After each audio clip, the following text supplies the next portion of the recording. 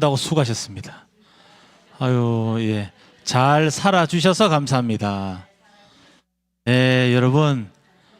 네, 주님 안에서는요, 우리는 정말 한 가족이고, 한 형제 자매임을 꼭 기억하셨으면 좋겠습니다. 남이 아닙니다. 우리는 가족입니다. 사랑하는 우리 지저스 위드 공동체 가족 여러분, 여러분들은 인생을 쭉 지금까지 몇십 년 살아오셨습니다. 그렇죠? 몇십 년 안 사는 사람들도 있군요. 예, 짧게 산 사람들도 있습니다. 자, 인생에서 이 걸어오는 이 인생길에서 가장 어둡다고 생각했던 내 인생의 가장 어두운 밤을 지나와 본 적이 있으십니까? 내가 가진 모든 힘을 다 쏟아부어도 해결할 수가 없는 어떤 문제 앞에서 누군가 내 곁에 있어 주기만을 좀 간절히 바랬던 그 순간 말입니다. 오늘 우리가 읽을 본문은 인류 역사상 가장 고독하고도 처절했던 그 밤, 예수님의 겟세마네 기도 장면입니다. 우선 본문을 우리가 함께 읽어보고요, 말씀 마저 나누겠습니다. 함께 읽어보겠습니다. 그런 다음에 돌아와서 보시니 제자들은 자고 있었다. 그래서 베드로에게 말씀하셨다. 시몬아, 자고 있느냐? 한 시간도 깨어 있을 수 없느냐? 너희는 유혹에 빠지지 않도록 깨어서 기도하여라. 마음은 원하지만 육신이 약하구나. 예수께서 다시 떠나가서 같은 말씀으로 기도하시고 다시 와서 보시니 그들은 자고 있었다. 그들은 졸려서 눈을 뜰 수 없었던 것이다. 그들은 예수께 무슨 말로 대답해야 할지를 몰랐다. 예수께서 세 번째 와서 그들에게 말씀하셨다. 남은 시간을 자고 쉬어라. 그 정도면 넉넉하다. 때가 왔다. 보아라, 인자는 죄인들의 손에 넘어간다. 자, 예, 아멘입니다. 자, 여러분, 예수님께서는 곧 다가올 십자가의 고난을 앞두고 이렇게 말씀하십니다. 마음이 괴로워서 죽을 지경이다. 여러분, 그런 적 있습니까? 이 심정 이해되십니까?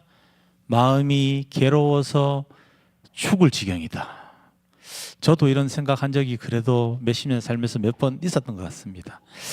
여러분, 타 종교에 계신 분들이나 아니면 신을 믿지 않는 어떤 무신론자들, 심지어 타 종교의 신들마저도 예수님의 이 말씀을 이해하지 할 수가 없습니다. 그렇죠? 신이 왜 괴로워합니까? 신이 왜 괴로워서 죽을 지경입니까? 그들에게, 타종교 분들에게는 신은 절대적인 존재지요. 인간과 다른 존재죠. 심지어 신을 믿지 않는 무신론자들에게도 왜 하나님이 그분의 신이라고 하는 분이, 예수님이 괴로워 죽을 지경이다, 이런 이야기를 하는가? 여러분들, 성경을 제대로 알지 못하고 참된 하나님을 알지 못하는 이들로서는 도저히 이해할 수가 없는 것입니다.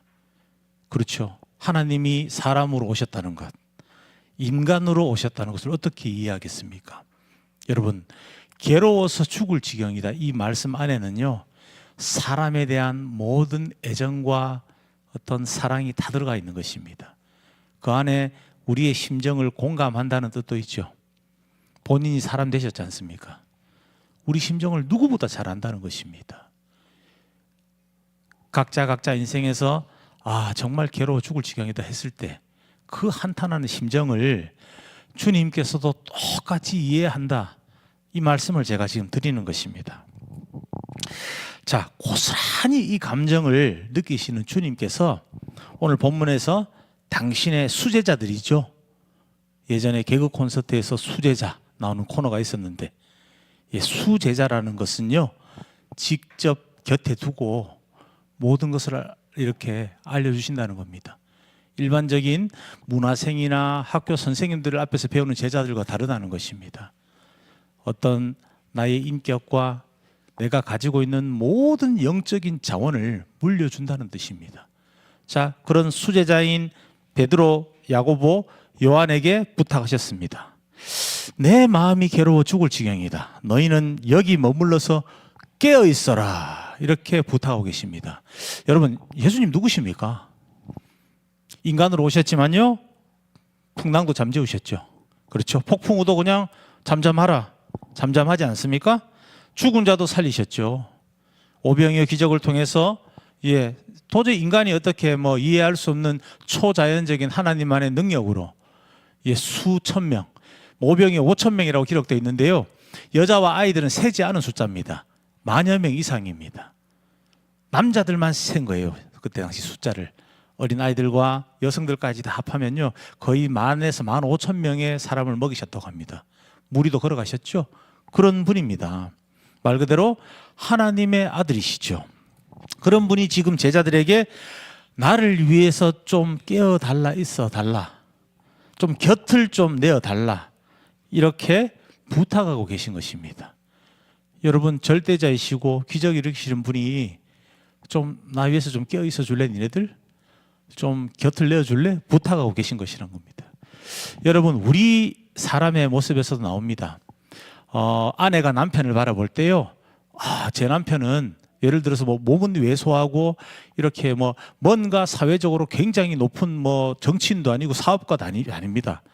그러나 제 눈에는 그런 거죠. 무엇이든지 할 수 있는 것 같습니다. 정말 성실하고 책임감이 강합니다. 또 남편이 보았을 때 이 아내도 뭐든지 내 아내를 맡겨놓고 내가 어디 나갔을 때도 무슨 일이든 할 수 있겠다는 든든함이 있죠. 또 자녀들이 부모를 바라볼 때 그럴 겁니다.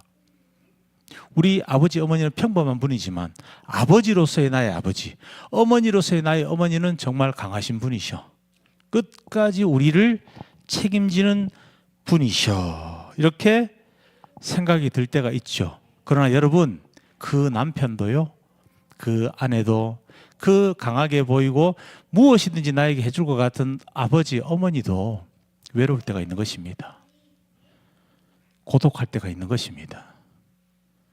아플 때가 있는 것입니다. 나를 위해서 좀 곁을 내어줄래?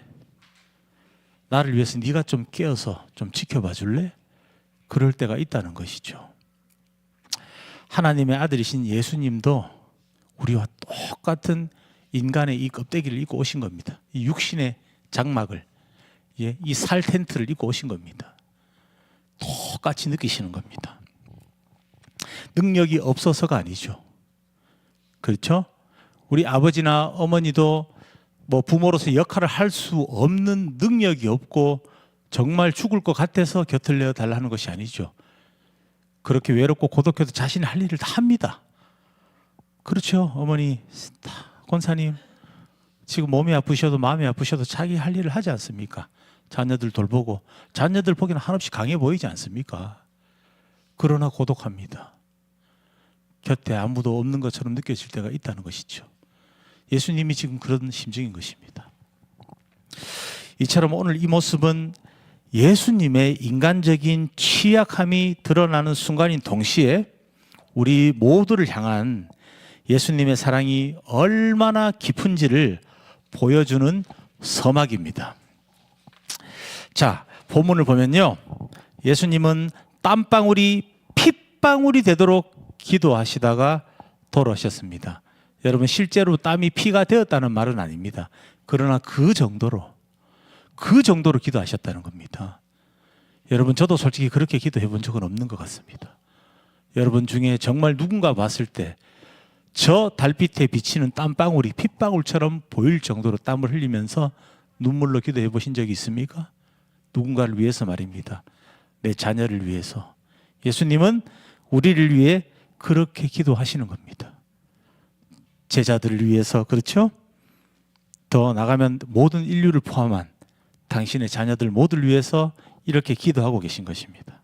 그런데 제자들은 무엇을 하고 있었습니까? 37절 한번 보여주십시오. 이렇게 말씀하고 있습니다. 예수께서 돌아와서 보시니 그들은 자고 있었다. 제자들은 자고 있었습니다. 가장 믿었던 수제자 베드로에게 또 말씀하십니다. 시몬아, 자고 있느냐? 1시간도 깨어 있을 수가 없느냐?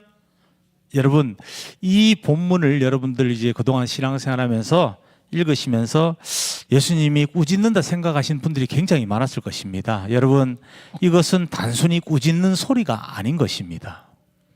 우리가 깨어있지 못하고 정신 차리지 못하고 있다고 막 꾸짖기만 하고 있는 그 상황이 아니라는 것입니다. 여러분, 이 질문 안에는요, 예수님의 깊은 탄식과 제자들의 한계를 너무나 잘 아시는 주님의 마음이 녹아 있는 것입니다. 그 마음이 숨어 있는 것입니다. 단순히 꾸짖고 나무라는 말씀이 아니라는 것입니다. 마음은 원하지만 육신이 약하구나라고 말씀하십니다. 이처럼 주님께서는요, 우리 인간의 본질을 너무나 잘 알고 계신 분입니다. 우리가 결심하고 다짐합니다. 일상을 살면서. 그렇죠. 하루에도 몇 번씩 무너지죠. 어떤 상황들 앞에서도 무너집니다. 사실요. 심지어 이런 육체의 피로감 때문에도 우리는 무너집니다. 어떠한 두려움 앞에서 숨어버리는 연약한 존재입니다. 여러분, 우리의 이러한 모습들을 예수님께서 지금 어떠십니까? 너무 잘 알고 계신다는 것입니다. 괴로워 죽을 지경이다, 이 한마디에 다 들어가 있는 것입니다. 아신다는 겁니다. 나무라는 말이 아니고요, 내가 알고 있다는 겁니다. 너희들의 이런 모든 연약한 부분들을 너무나 잘 안다는 것입니다. 예수님이 직접 경험하고 계신 거잖아요, 지금. 여러분, 지금 십자가 고난 앞이잖아요. 잘 생각해 보시면 됩니다. 우리가 이런 것들, 눈에 잡히는 이 컵이든 볼펜이든 제가 들고 있는 마이크나 심지어 이 종이 한 장도 무게를 잴 수가 있습니다. 그렇죠? 그러나 예수님께서 짊어지시는 이 인간의 죄의 무게는요, 당시에 살던 특정 사람들의 죄가 아닙니다. 인간이 죄를 범한 순간, 과거의 인류부터요, 예수님께서 살아가시는 그 시대의 모든 사람들과 지금까지의 모든 인류를 포함하고요, 또 이 세상에 나중에 종말이 올 때까지 태어나고 죽고 하는 모든 인생들의 죄를 다 지신 것입니다. 과거, 현재, 미래, 인류 모든 사람들의 죄를 다 지는 것입니다. 여러분, 지금 인구만 한 80억이죠? 그러면 하나님이 인간을 지으시고 이 세상이 종말이 올 때까지 인간의 인구를 한번 계산해 보십시오. 우리 지금 계산 안 되겠죠? 이 세상이 1000년이 더 존속이 될지 10,000년이 존속될지 몰라요. 자, 그러면 아주 쉽게 얘기해 봅시다. 한 사람의 죄의 무게가 한 10kg이라고 잴 수 있다고 생각해 봐요. 그럼 모든 인류의 이 죄의 무게를 저울로 단다고 생각해 봅시다. 이거 이 무게가 이 사람이 질 수 있는 무게가 되겠습니까?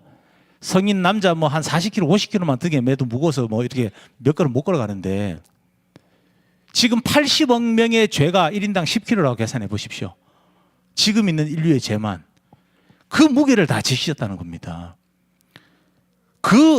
쉽게 말해서 그 사건, 그 거사를 앞두고 본인이 감당해야 될 이 무게가 너무나 무겁기 때문에 기도하고 계신 겁니다. 전에 설교에서 그런 말씀도 드렸죠.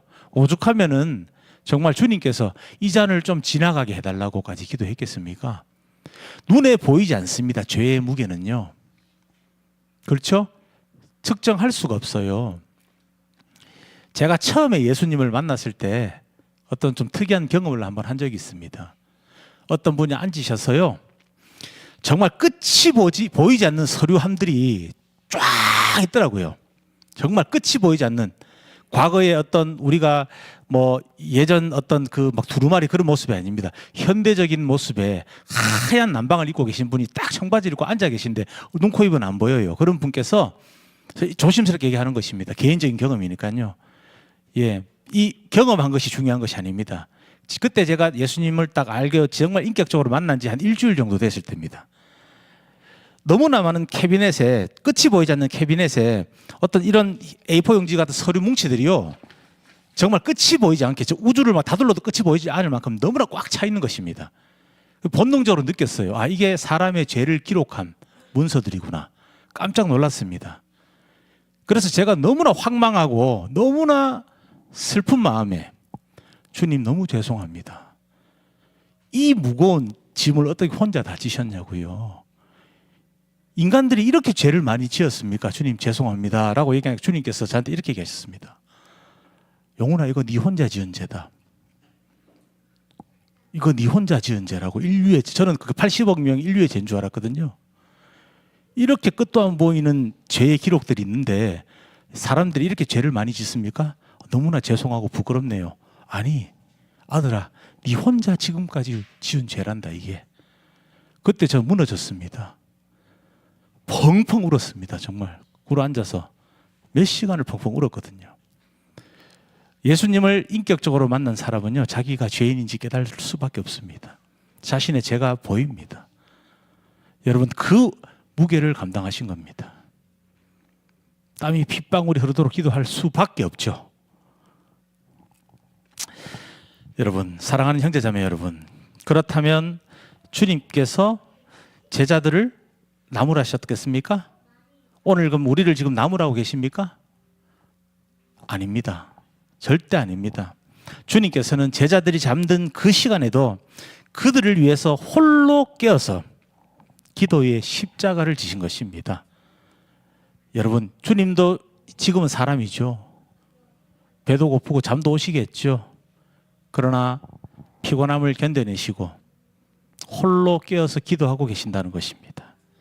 제자들이 깨어서 기도하지 못해서 닥쳐올 환난에 무너질 것을 걱정하셨던 것입니다. 자신을 위해서 기도하신 것이 아니라는 것입니다. 주님의 안타까움은 자신의 외로움 때문이 아니라 깨어있지 못해 유혹에 넘어질 제자들을 향한 마치 부모의 마음과도 같은 것입니다. 여러분들 자녀들 한번 생각해 보십시오. 염려되지 않습니까? 자녀들이 잘못된 생각이나 이 말씀에 깨어있지 못해서 어떤 세상의 타락한 유혹에 넘어질까 봐, 담배 필까 봐, 어긋난 길로 갈까 봐 걱정하지 않습니까? 예, 그 마음인 것입니다. 이 닥쳐올 환난에 제자들이 대비하지 못할까 봐 그렇게 기도하시는 것입니다. 예수님께서는 3번이나 기도를 반복하셨고 제자들은 3번 다 잠에 빠졌습니다. 한 번도 안 깨어나셨죠. 41절에서 주님은 말씀하셨습니다. 41절부터 갑니다. 남은 시간을 자고 있어라. 그 정도면 넉넉하다. 때가 왔다. 보아라, 인자는 죄인들의 손에 넘어간다. 여러분, 우리는 이 구절에서 전율을 느낄 수밖에 없는 것입니다. 여러분, 그 정도면 넉넉하다라는 말씀은 너희는 결국 실패했구나라는 그런 포기가 아닙니다. 자, 이 말씀은 이런 뜻입니다. 자, PPT 한번 부탁합니다. 자, 너희가 하지 못한 그 기도를 내가 다 마쳤다. 이제 너희가 감당하지 못할 그 짐을 내가 지고 가겠다라는 선언입니다. 함께 읽어보겠습니다. 너희가 하지 못한 그 기도를 내가 다 마쳤다. 이제 너희가 감당하지 못할 그 짐을 내가 지고 가겠다. 아멘입니다. 여러분, 지금 이 이야기는 여러분들에게 주님께서 하시는 말씀입니다. 저에게 하는 말씀입니다.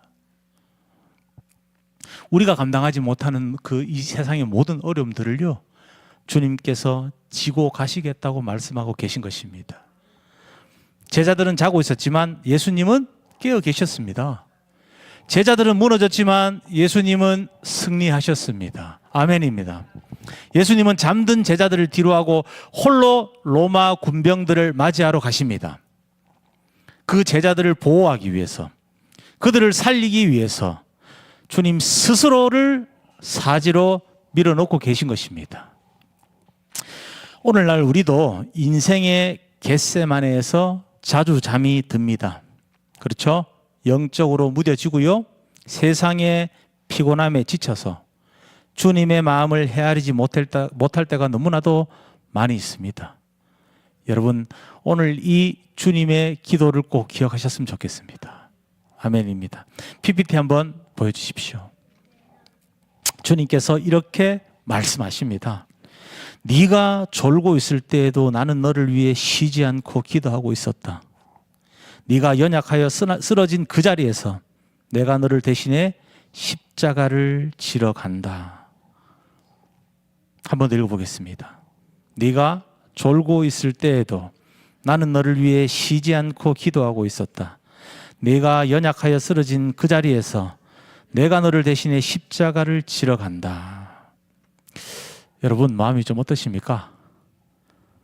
예, 좀 먹먹합니다. 저는 사실 이것을 제가 타자기로 치면서 예, 좀 많이 마음이 좀 하여튼 이 설명할 수 없는 감정이 들더라고요. 주님의 사랑이 느껴지십니까? 이 말씀에서 느껴지십니까? 여러분, 이것이 바로 겟세마네에서 보내주신 우리 주님의 정말 무조건적인, 말 그대로 아무 조건이 없는 무조건이죠. 그 아가페의 사랑인 것입니다. 사랑하는 지저스피드 공동체 거룩한 성도 여러분, 오늘 이 말씀은 우리에게 아주 중요한 두 가지 메시지를 주고 있습니다. 이것을 우리 함께 나눠보겠습니다. PPT 있나요? 네, 함께 읽어보겠습니다. 첫째, 우리의 연약함을 주님 앞에 솔직히 인정합시다. 자, 여러분, 주님은 육신이 약하다라고 우리를 변호까지 해주시는 분입니다. 그렇죠? 여기 나와 있죠? 여러분, 여러분들의 삶 속에서 무언가 완벽해야 한다는 강박을 좀 내려놓으시고요. 우리를 위해 홀로 깨어 계셨던 주님의 사랑 안에 거하시길 바랍니다. 이 말씀 이해가 되십니까? 여러분, 주님 안에 거하라는 것입니다. 나 자신이 완벽해지고자 하면요, 피곤합니다. 좀 부족해도 내가 좀 잘하지 못하여도 날 대신해서 깨어 계신 주님이 계시잖아요. 내가 육신이 약하고요, 내가 영적으로 약하고 흔들리고 좀 부족해서 제대로 무언가 처리하지 못하고 제대로 무언가 이것을 못할 것 같더라도 나를 위해 대신 깨어서 기도하고 계신 주님의 사랑 안에 거하신다면 불안하지 않으실 것이고요. 그 문제들이 분명히 해결이 되는 것입니다. 아멘입니다. 자, 두 번째 읽어보겠습니다. 이제는 사랑의 빚진 자로서 깨어나기를 힘씁시다. 아멘입니다. 주님께서 그 정도면 넉넉하다라고 말씀하시며 우리 대신 십자가를 지셨기에 이제 우리는 그 사랑의 감격에서 여러분 다시 일어설 수가 있는 것입니다. 잠에서 깨어 주님의 길을 걷는 것은 의무가 아닙니다. 나를 위해 죽으러 가신 그분에 대한 최소한의 사랑의 응답인 것입니다. 아멘입니다. 사랑하는 우리 가족 여러분, 오늘 말씀처럼 말씀 그대로 주님은 지금도 하나님 우편에서 잠들어 있는 우리를 위해 중보하고 계신 것이죠. 그 사랑의 음성을 들으시고 다시금 영적인 잠에서 깨어나셔서 주님과 함께 걷는 우리 모든 성도님들 되시기를 주님의 이름으로 간절히 축복합니다. 아멘.